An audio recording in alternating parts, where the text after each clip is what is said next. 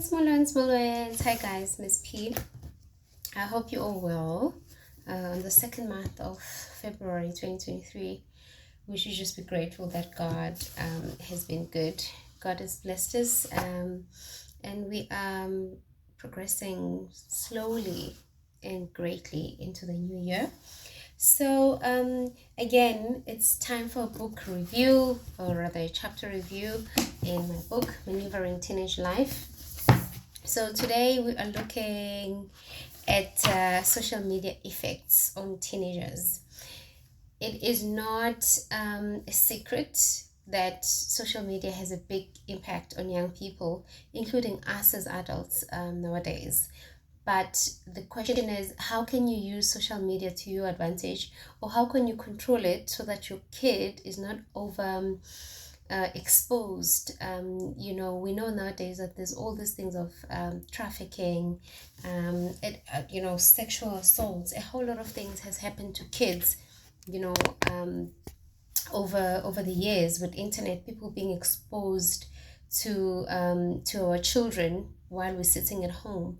You thinking your kid is okay upstairs or downstairs in their room, but you don't know that there's predators out there sitting just looking for opportunities to hit on our kids or to lure our kids into things.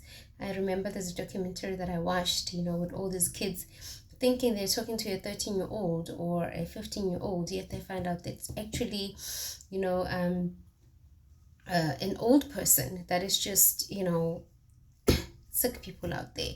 So just so parents be aware, the phone that you gave to your child, you pay for it, you bought it, you have every right to go through it. And that's the one thing that I always tell parents, that never be naive to think that you're giving them privacy. They don't need privacy yet. They would have privacy when they can buy their own phone, when they can pay their own bills. While they're still under your roof, you have every right to go through what's going on. And you'd find that sometimes there's deletion, or they create little folders. So it's always best to also, just be a little bit one step ahead of them. Go look at the internet. There's a lot of softwares that you can put on there that spy for information, or rather for illicit websites, for illicit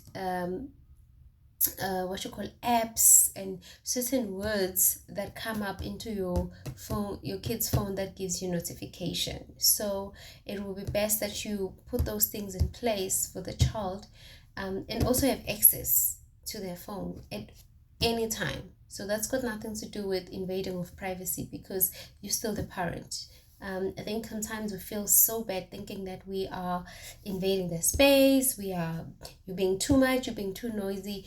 You would rather be too nosy than to find out that your child is actually speaking to people that they're not supposed to.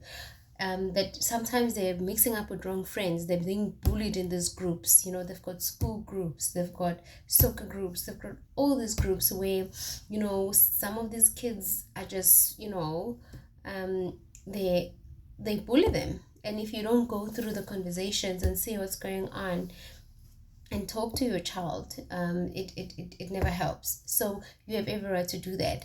Then the chapter that we're talking about is social media effects on teenagers. It does affect them, whether we want to agree to it or not. But the sad part is we can't really shield them away from it, because you cannot give them a phone.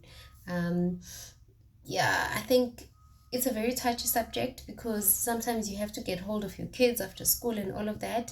I say, if you need to call them, if you've got access to the school, then there's no need for a phone during school hours, or during the week for that matter, because that then causes them to be on the internet all the time. So if you can protect them and only give them a specific window for the phone, that will be great.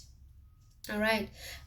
So there's a little story that we cover on this, about a child that actually sadly committed suicide, based on him being gay, and people just going and saying all these bad things about him on the internet. It's a start of the chapter, and then it speaks about ways to avoid such, what to do when that happens, and actually the actual negative impact of social media to youth and teenagers. Okay, so it's a good way to open up and start to and have your kid tell you what's going on in their lives, or if they've been bullied and so forth. Okay, and listen. Don't, now when you're getting this information, get all aggravated. Listen with an ear to see how you can help your teenager. In the end, we want them to open up to us so that we can help them. And if we can't, we seek help. If need be, you seek help from a social worker, from a counselor. It doesn't matter, depending on the situation. But never be afraid to go through your kid's phone to see what's going on, because social media is real, and it's taking a lot of our kids and affecting them negatively. Confidence. So take care. Thank you so much. Again, if you need a copy, link below. You order from the website, you pay, we ship it to you. Cheers, guys.